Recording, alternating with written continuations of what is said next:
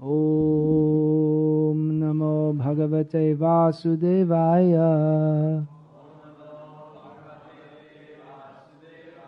Om Namo Bhagavate Vasudevaya. Om Namo Bhagavate Vasudevaya.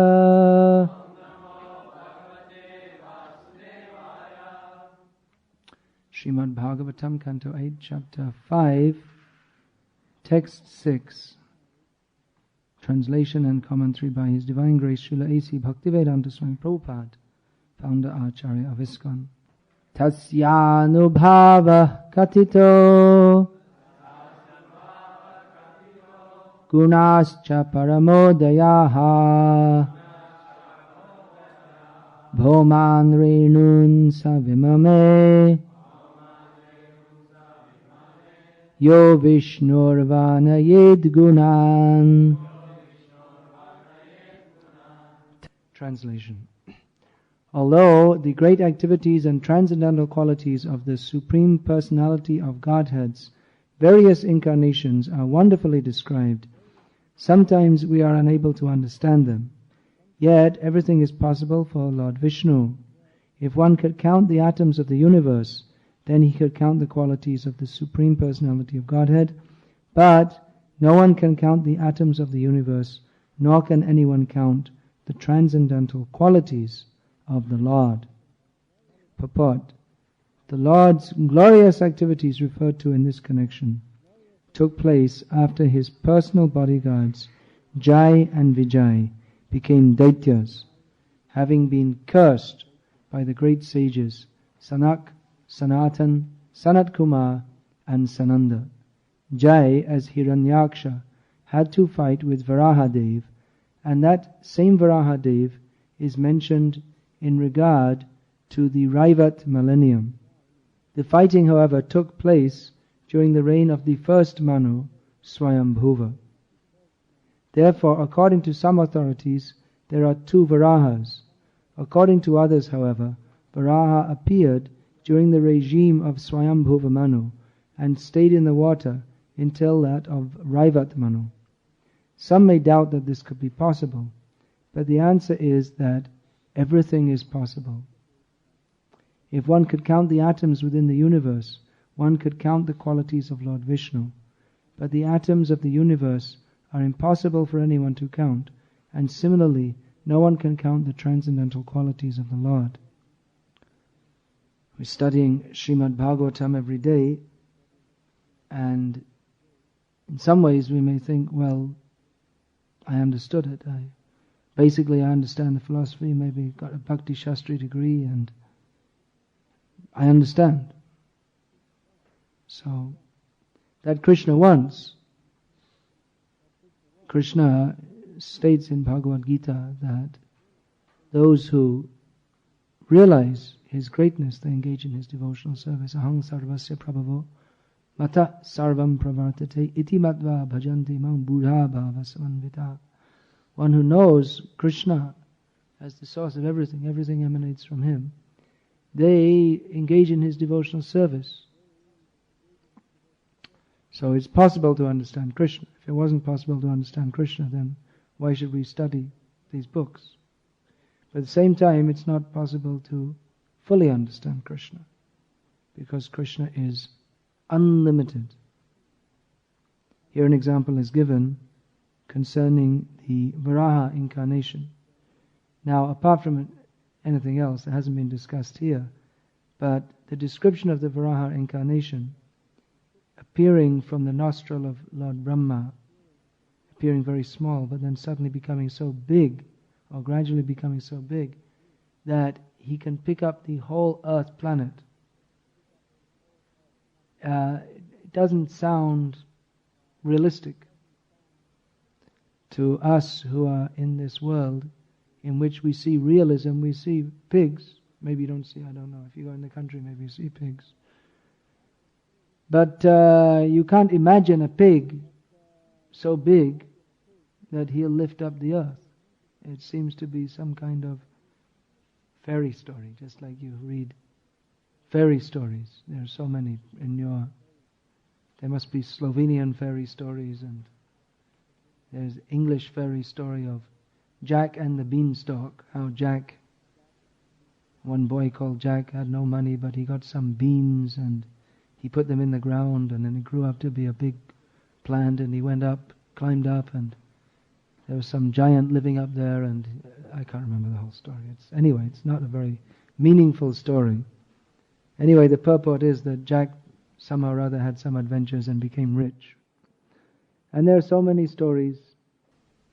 Snow White and the Seven Dwarfs. And there's so many stories. So sometimes it's thought that stories in Bhagavatam, they're also like that, some kind of fairy story, something fantastic for entertainment. Actually, many of these so-called fairy stories, there may be truth in them also. That's another subject, that all over the world we have stories of witches and dragons and elves, and so it appears that there may be such beings, that we're not seeing them nowadays. Maybe they don't like all this technology. There's dragons, well, we don't see them now. We don't see dinosaurs now. Some people see them. I saw a photo of a. Did you see that photo? Is that just off Japan? Some fishermen caught a dinosaur in their net. A dead one, but it just died, or maybe it was alive when they caught it. There's a photo.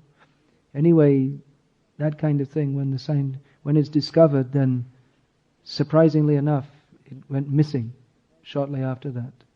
It's pretty difficult to lose a dinosaur, but anyway, they managed to do it. Just like some years ago, we saw in the newspaper in India how in Mexico they'd found a huge deity of Mahavishnu, and then I guess they forgot about it or something. There's certain things they don't want to see. They don't want it because it doesn't fit into their paradigm of reality. So anyway, now we're living in the age of rationalism, and we don't believe in fairies or elves or dragons or anything like that. So if anyone ever sees them, then they're crazy, that's all. But what happened, you see, this Bhagavatam, this Vedic culture that was seen by the Western man, first of all, as he went all over the world to civilize it, in other words, to loot it. He went to India, and he saw the stories of these people, they have worshipping deities of Varahadev. There are not many temples of Varahadev. There are some temples in India. Varahadev, temple of Kurma, the tortoise incarnation. Narasingha, there are many temples of Narasingha. So they considered it's just some imagination, that's all. How can that be? What are you saying? God is coming in a half man, half lion form, coming in the form of a pig, staying in the water so long, lifting up the earth. It just sounds like some imagination. You see, the village people, they sit in the village, and in the evening there's nothing to do, so they sit and tell some stories. And these are the kind of stories they tell, and it's good entertainment, but for people, when you become more educated, then how can you believe such things? This was their contention. However, if we are to understand God at all, then one thing is, He shouldn't just be someone like you or me. I mean, if He doesn't do something fantastic, what's the meaning to Him being God? If He's just, God is great, that is the saying. So, if He's just a little bit greater than us, then what's the fun in being, what's the meaning of His being God? He should be so great that we can't begin to understand Him. And actually, if you consider, who is God? From our materialistic perspective, if we consider who is God, we consider Him as the creator of the universe. Generally in the Christian or Islamic or Judaic traditions, they consider God as the creator of the universe, as if that's His greatest glory. He is the Lord of He has His own spiritual world. This material world is just like the place in which people, it's compared, Lord Chaitanya compared it, this material world is just like a ditch into which people pass stool. So if an architect makes some fantastic complex, and you praise him, oh, you made the toilet so nice. And what praise is that? Maybe someone has no other experience than the toilet. He's the toilet warden. So he thinks that the greatest glory of the architect is to make this wonderful toilet that I spend my whole life in. But so in the material world, we think God is the creator. He made everything. How wonderful He is. All things bright and beautiful, all creatures great and small, all things wise and wonderful, the good Lord made them all. So we were taught in school. God made everything. But what is this material world? It's just a tiny, tiny fragment of it. Ekang shena sthito jagat. This world is created, maintained and destroyed by just a tiny fragment of Krishna's potencies. But even this, how great and wonderful is this material world? Even if you consider, we're talking about that which is inconceivable. Consider the sun. The sun is burning since time immemorial. It doesn't burn out. And it gives out so much energy, light and heat, more than the whole human race could use. Even if they were in a billion years, at 1 second the sun gives out. But it's not diminishing. The scientists say the sun will be burned out after so many billion years or whatever. What do they know? The sun that is ashesha teja, as described in Shastra. That yat shakshur esha savita sakala grahanam raja samasta suramurtir ashesha teja. The sun has unlimited potency. Even in this material world, it's inconceivable. How can one planet have such power to give out so much light and heat for such a long time, and it doesn't diminish, and it's still going on? So how this material world is set up, it's beyond our powers of understanding. Any person who's actually educated, if he's actually educated, he realizes, I really don't know anything. Those who are half educated, who think they're very educated, think I'm very intelligent, I know so many things. But as someone who becomes more and more learned, then he realizes, as his scope of knowledge increases, then he realizes actually how little he knows.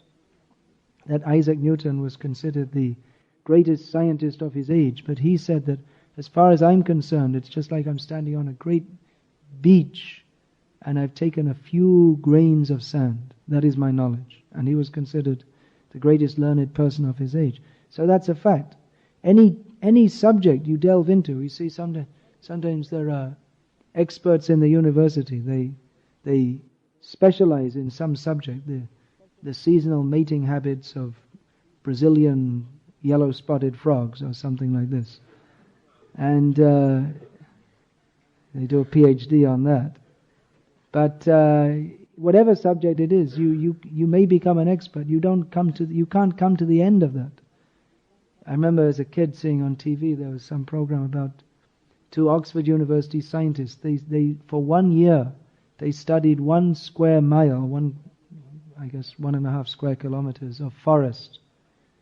And for 1 year, every day they were going and observing what's going on and how the leaves are falling and composting and the different species of life, how they're interacting. And after 1 year, they spent about 10 years reporting on the 1 year. And their conclusion was that we really don't know. We've only touched a tiny, tiny bit of what. There's so much going on in 1 square mile of forest that even if we were to report on 1 day, if we were to spend our whole life reporting on 1 day, we couldn't reach the end of that. And that's just a tiny bit of the material world. And what to speak of the Supreme Lord who creates, maintains and destroys all this material world with just a tiny fragment of His potency, and whose real glory is the manifestation of the spiritual world. So if we think that, well, God should be just like, God is great, so a little bit greater than me. I'm 1.7 meters tall, maybe He's 2.7 meters tall. Yes. Or I can lift up this weight, so maybe He can lift up twice the weight. But He's inconceivably great. So when He appears in this world, that's another question. I don't believe God can come as an incarnation. What a nonsense thing to say. God can't do this, He can't do that. What is the meaning of such a statement? It means you can't do it. You're thinking you're God. You can't do it. So you deny that God can do.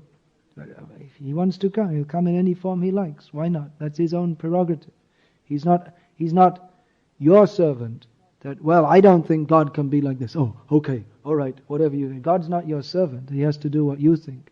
Oh, I shouldn't come as Varaha avatar because some people won't believe it. And He'll come. And those who don't believe it, then they'll get the same fate as Hiranyaksha.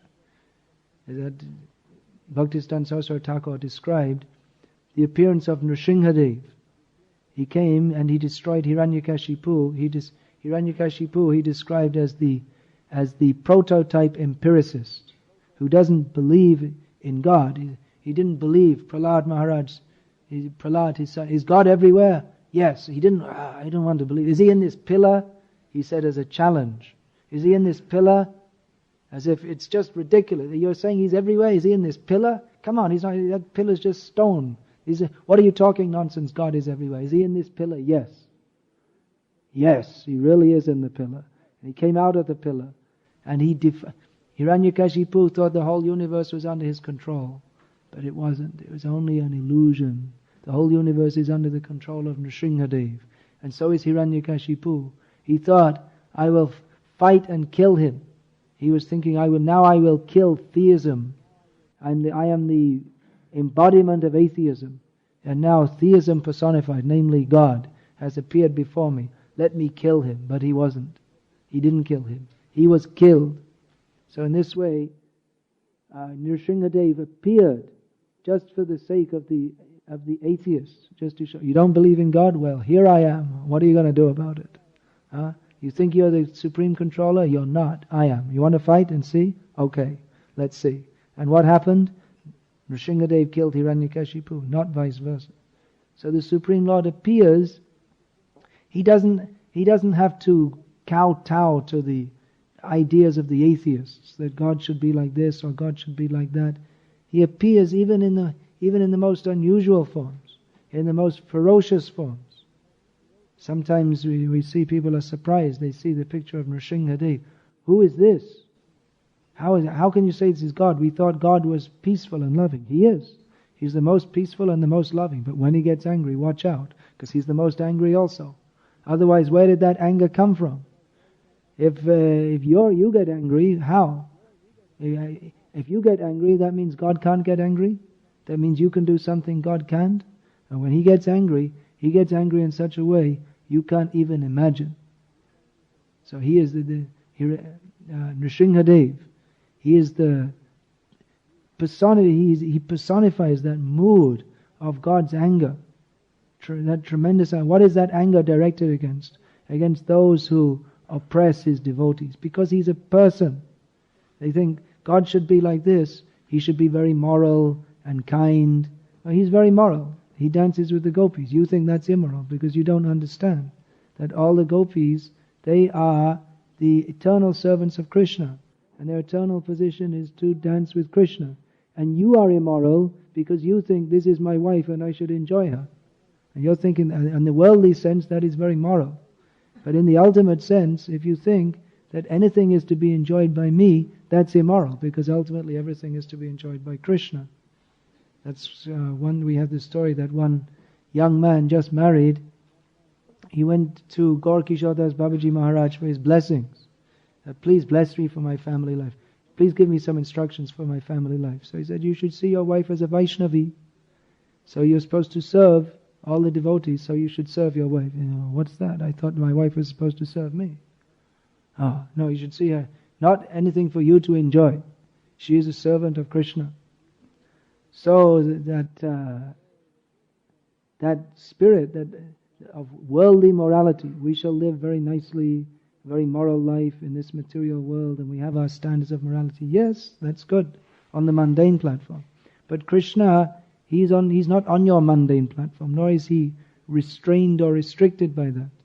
He dances with the gopis. That is the highest expression of morality on the part of the gopis also. That what is full surrender, even going beyond any constrictions of worldly behavior, that we must surrender to Krishna. So this that which is on the spiritual platform, that's not understood by the atheists, and they simply reject, they disbelieve, or they blame. Who is this Krishna immoral? What is this God killing so many people? They protest. Why is one Christian I was speaking with in India that my God is the God of peace. Not this killing. Your God is always killing people. If you are to accept God at all, you have to accept He's killing everybody. Either He comes and kills Ravana, Hiranyakashipu, or Kamsa. But anyway, through His agency, the material nature, He's killing everybody. Everyone is dying. It's not that if Krishna didn't kill Kamsa by punching him, then Kamsa would not have died. Anyway, he's going to die. So if he's killed directly by Krishna, that is his great fortune. That they don't see. Everyone is being killed. That's one of the jobs of not directly, he's not doing that through the material energy. Everyone is killed. Not killed actually. It means only the body is killed. So those who are on the mundane platform, they can't understand. Those who are devotees, they can understand. How are you to understand that the Supreme Lord is taking the form of a giant pig? How will you understand? Go to the scientists and explain. They're not going to understand. We're not going to speak this to the scientists. No way. No, that's not fit for them. They're not fit to hear this. But you can begin to understand. When you understand that everything about Krishna is inconceivable, then you can understand. As long as you try to understand it by your mundane intelligence, you can't understand. But as soon as you accept that yes, by His very nature God is inconceivable, then you can understand.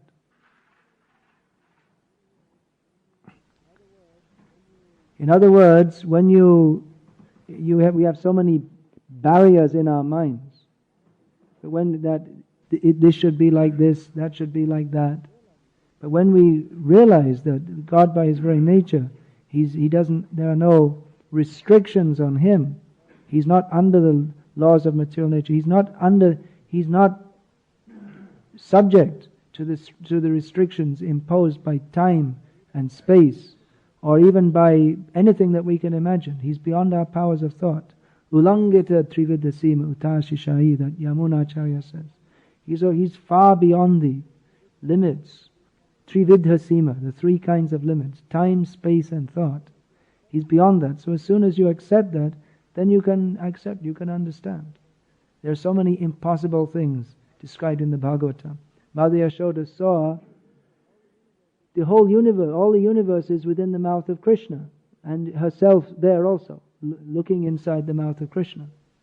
Now, how is that possible? It's not possible by any material means. But then Krishna, he's not material. He's not under the laws of physics.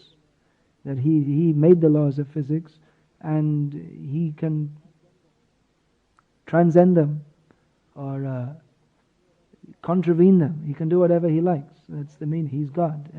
All the energies are under His control.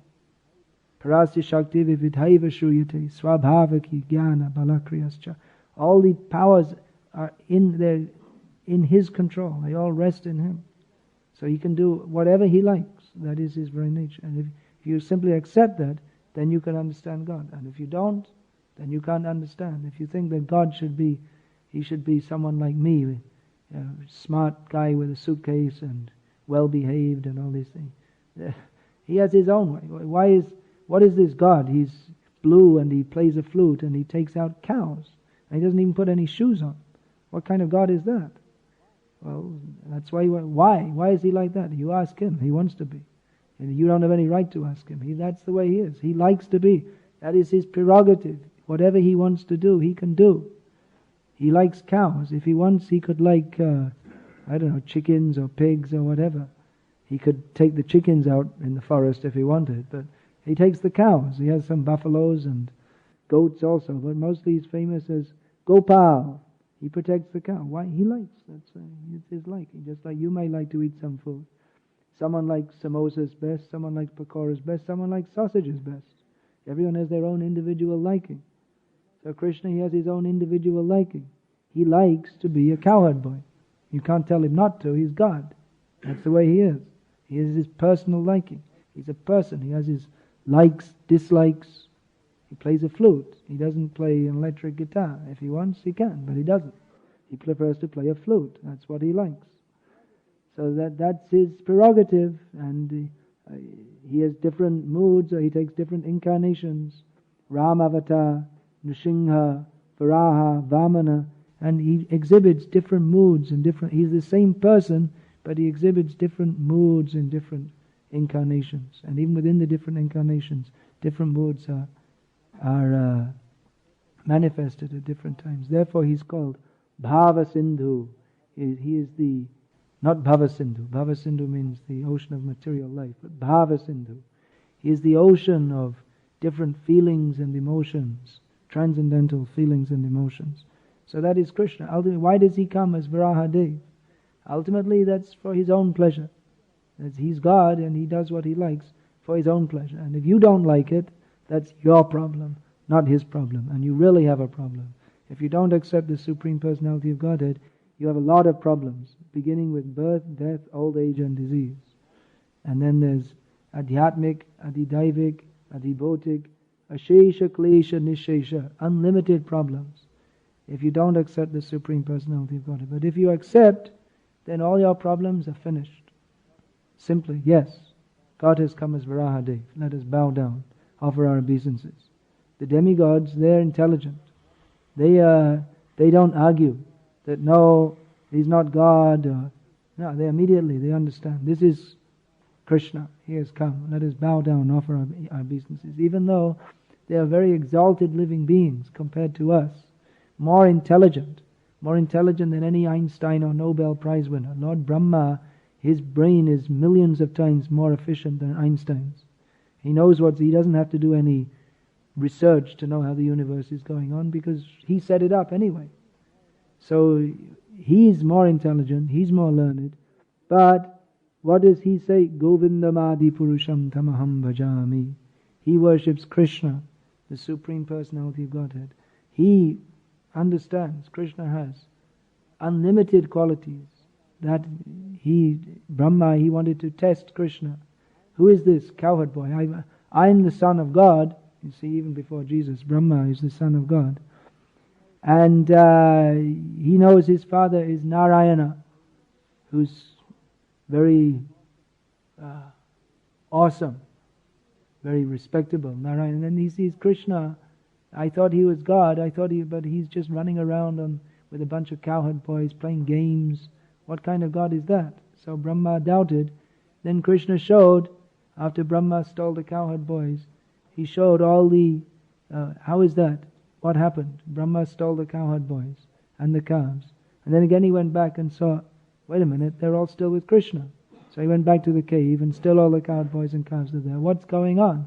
Then Krishna showed him what's going on. That all these cowherd boys and calves, they are expansions of Krishna, Vishnu forms. And every one of them is being worshipped by Brahmas and Shivas and Indras and all the different demigods. So then Brahma realized that I thought I could measure Krishna, but I can't measure Krishna. He appears like an ordinary boy, but he's not at all ordinary. He is absolutely extraordinary. So then Brahma came to the same conclusion given here. That verse, that Jananta eva janantu, king bahukcham chame vibhu, manasasvarasasvacha, vaibhavam tava gochara. He says that someone may say that I understand Krishna, but as far as I'm concerned, I'm Brahma, I'm supposed to be the most intelligent person in the universe. That neither by mental activities or any activities is not possible to understand Krishna. His qualities are unlimited. So this is the proper conclusion. Hare Krishna. Is there any question? Vapu and Vani. Vapu means the physical form, and Vani means the instruction. Of the two, Vani is more important. Just to give an example, you see Prabhupada was preaching all over the world. Many people saw Prabhupada. But most of the people who saw Prabhupada didn't follow what he said. Just by seeing him they were benefited. However, there are many people who never saw Prabhupada, but they're following his instructions, or trying to, like all of you. So, which is more beneficial? Which is more important? To follow the instructions or to see? You never saw. So many people who saw Prabhupada are not getting the same benefit as you are, who never saw Prabhupada, because you're following the instructions. Therefore we can understand that it's important to follow the instructions. It's also important to Vapu Seva. Is also serving the person. It's also important, not just that. I remember when once I was in, this is a few years ago, I was in Australia, when one devotee was asking me so many questions, one after the other. So then he said, "Oh, this is great, I got the chance to pick your brain." I don't know if you can follow, it's some kind of slang. It means that I'm just extracting information from you. But the Vapu Seva is also important, that disciples should, is described in Shastra, should help with the physical arrangement, personal comfort. So that's also there. But most important is Vani Seva.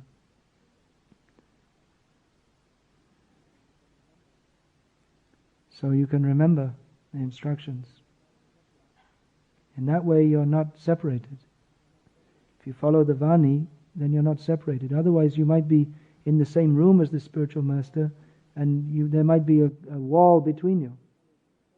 If you're not prepared to follow the instructions, then you can be just right next to him. Otherwise, if you're millions of miles away but you're following the instructions, then you're close. So closeness comes by following instructions.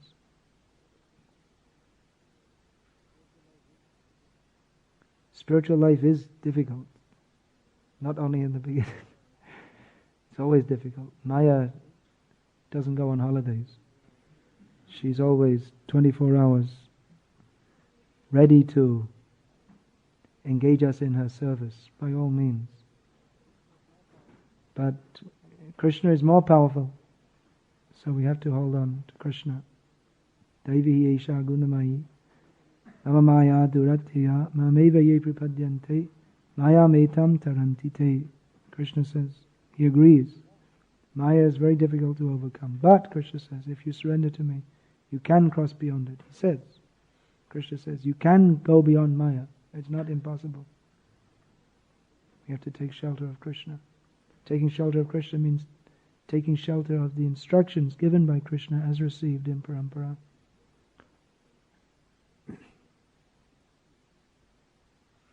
Any other question?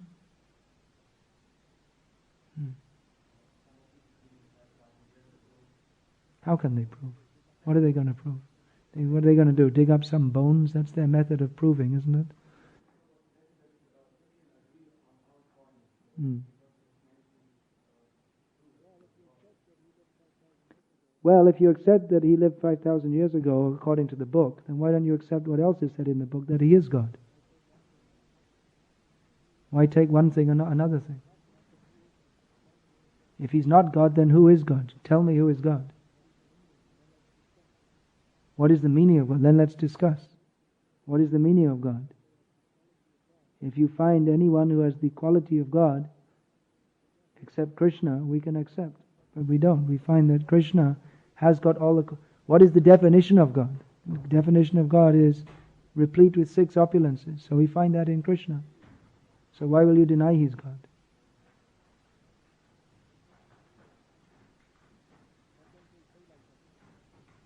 Sometimes they say like that there was some prince who was deified and they call him God. They have so many theories.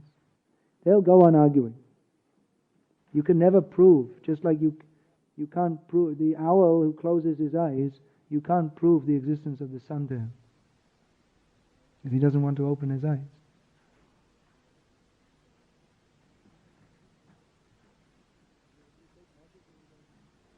If you take logically, there must be God. Otherwise, how is this whole cosmos going on? At the very least, you can understand God as the creator of the universe. It's not a very it's not a very expanded understanding of God, but at least we can understand that there must be some fantastic intelligence and power behind this universe. It didn't just happen by chance. So then, who is God and what is His nature? You're not going to find that by looking through telescopes. There is a process to understand God. That is the spiritual process which is given within the Shastra, and it's practically seen that those who follow that their life changes. Otherwise, if you deny the existence of God, then what do you have to say? That all the Madhvacharya, Ramanujacharya, they were all either bluffers and cheaters or fools, because their whole life was dedicated to God. But practically we see they had some spiritual experience which they've communicated to thousands of people. So what is this? Freud says that belief in God is... man's such a fool, it's unbelievable. Darwin's theory, we evolved from apes. So then Freud's theory is that, so the first men, they went around in groups, and there must have been one most powerful man who controlled all the women, and his sons were envious of him, and they feared him, and at the same time they respected him because he was the most powerful, but at the same time they feared him because he used to club them on the head and didn't let them enjoy the women. He enjoyed them all himself. So Freud says, because this is deeply rooted in the subconscious, so therefore we fear God the Father in heaven. Wonderful theory. That explains why the religious experience, the ecstasy and the dedication of so many saintly people over the centuries is explained by Freud's theory. It doesn't explain Krishna, because it explains the Christian concept of God. He couldn't think of so many people in India at that time who they don't look up to God as some person to be feared, who, if you don't follow what he says, you get thrown in hell forever, to burn forever. If you don't believe in Jesus, then the all-merciful God will throw you into hell forever without any chance of redemption. So, anyway, it's a rather stupid theory. They'll come up with one theory after another. Let them. We'll chant Hare Krishna. You can experience God by chanting. But you can't, those who rely on their material intelligence only, they are cheated of the mercy of Krishna. You won't get the mercy of Krishna. Krishna can be understood by His mercy. Not that we reject the use of intelligence, but by intelligence we should understand that I'm not intelligent enough to understand everything. There's someone more intelligent than me. So let me submit to Him. Jnane prayasam udapasya namanta eva jivanti sanmukharitam bhavadi avartam. The beginning of understanding Krishna is to understand that we can't understand anything simply by our own mental processes.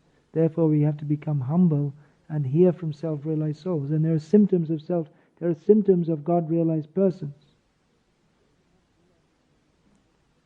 So it's not illogical or unintelligent to believe in God, but it requires humility.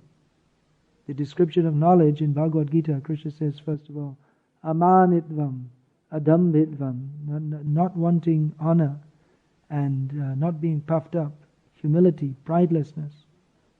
This is the beginning. Knowledge begins with humility, and then vidya dadati vinayam. And real knowledge, when the beginning of knowledge is to be humble, to realize I really don't know anything. And then when you actually get knowledge, then you become really humble, because then you realize I'm so small and insignificant. Anyway, there may be so many arguments with the atheists. I want to make a book on that too, answering the atheists. But Prabhupada described the scissors theory. We have string theory, scissors theory, or the two. Knife, the other said, with scissors. So they were arguing, and it became a very hot argument. So then one started to beat the other, and so the other ran. the scissors Vadi ran away because the knife Vadi was stronger. So he's running and running, he came to a river, there was no bridge or anything.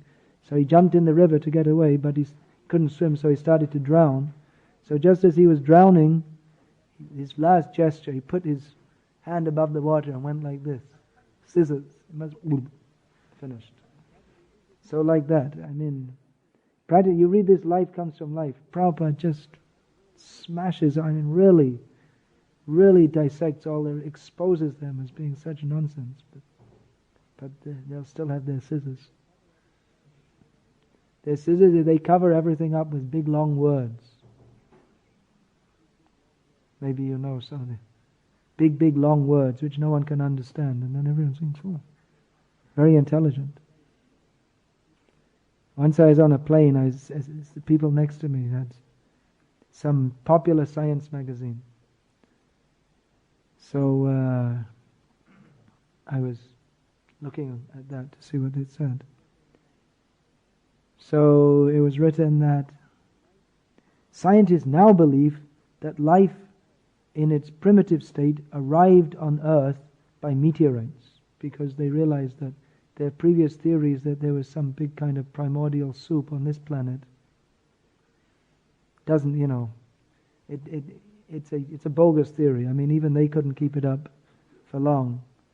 So now they said there must have been a primordial soup somewhere else, and then they jumped some single-celled creatures jumped on a meteorite and landed on Earth.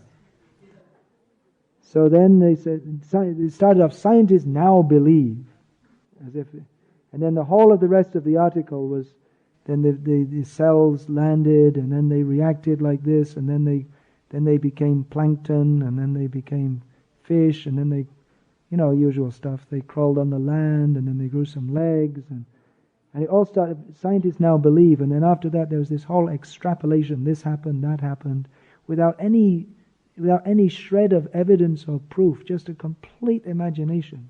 But they say this happened, and that happened, and this happened, and it's all just a complete imagination, and that's called science. People are reading. Scientists, must be true. Prabhupada was the first person to just cut through all this nonsense. We believe this. And then what's that? What's that science? The so-called rationalists are criticizing that you believe. Why should you believe? And you yourself say, we believe. Or they write in the school textbook, evolution happened like this and that. Oh, where's the proof? Where's the evidence?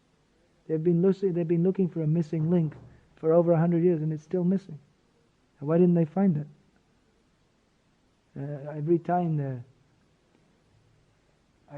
what was it, a year ago or so, I saw in the paper that new evidence, and they put the beginning of when Homo sapiens first appeared. They put it back, a few million years. There's new evidence. So all of a sudden, all the evidence that they had was supposed to fit to that Homo sapiens had first of all appeared at this time. Then all of a sudden, they've made some new discovery, and then all the evidence, they have to try and fit it into the new theory. Actually, what happened is this forbidden archaeology got printed, and now they have to revise their theories. Whoops, we got caught. So how is it that before there was, I don't know exactly the figures, because anyway, they've changed 20 times since I left school, and I can't remember what I was taught in school anyway. But they say Homo sapiens first appeared, I don't know, 2 million years ago, whatever they say. So then they were presenting in the schools, this is the evidence, you see, we discovered this bone and this and that, and this is the evidence. But now they want to say 4 million years ago, and they want to fit the same evidence, it's the same bones, to fit the 4 million year theory. I mean, it's pretty suspect. Pretty bad science.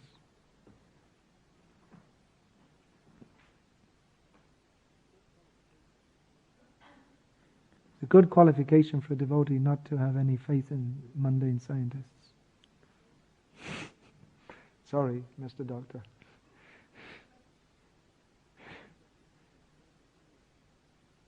Once I was on a train in India, and I was speaking to a man. He was a science professor. So, most of the science professors in India, they're pretty convinced of modern science. But anyway, I happened to have with me, well, I didn't happen to have, I usually bring books for selling on the train. So I had with me Life Comes from Life. So I was discussing with him, and he said that after we discussed for an hour or something, he said that, I'm very grateful, but I could never understand. I studied this science, but I was brought up believing in God, and I just had to I couldn't reconcile the two things. Now I understand. Sadaputa Prabhu told me, his observation of scientifically minded people who are also believe in God in India is that they keep two sections of their intelligence. And when they're scientists, and they don't think about God. But then when they go to the temple and they pray to God, they just turn off the scientific part. They can't put the two things together. It doesn't fit. So Prabhupada, he gave the knowledge by which the two things can fit together. Yes, you study science, but that study should be to prove the existence of God, not to deny it. Ravindra Saruprabhu gave an interesting example. It's like they're going on with all their theories and trying to explain how the universe works, but they can't work it out. They can't explain it because they don't want to accept the existence of God. Actually, if you put it as a scientific hypothesis that there is a supreme, intelligent, powerful being who put everything into place, then you'll find that all the observable data fit that hypothesis. It's a great, from the scientific point of view, it's a great theory. The theistic theory of the existence of the universe. It's a wonderful theory. You'll find that everything fits wonderfully. Everything is explained in a way which no scientist to date has been able to explain. So Ravindra Saruprabhu gave the example, why don't they accept this? And then all the unify, the one theory of everything and all this kind of thing. You got it. The one theory of everything is the Ishvara Parama Krishna, Satyadananda Vigraha, Anadir Adir Govinda, Sarva Karna Karnam. That's it. That explains. He gave the example, just like if you're watching two people playing tennis, and they're having trouble getting the ball over the net every time they serve, boom, into the net. And then they try again, boom, into the net. So you might suggest, well, you're having trouble getting the ball over the net. Why don't you just take the net down? And then you can get the ball over to the other side easily. Well, there's not tennis anymore. So in the same way, if you suggest that there's a God who creates, maintains, and destroys the universe, there's not science anymore.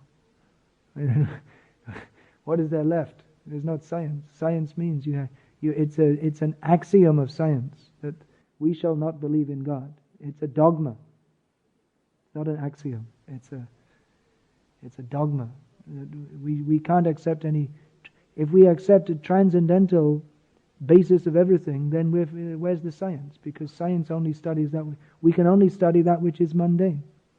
It's not within our faculty to understand that which is super mundane. So then we're finished. We don't have a job as science. We don't.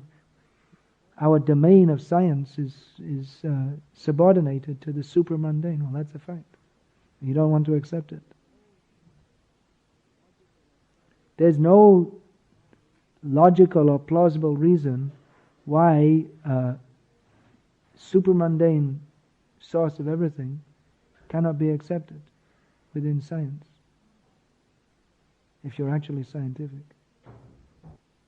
Anything else?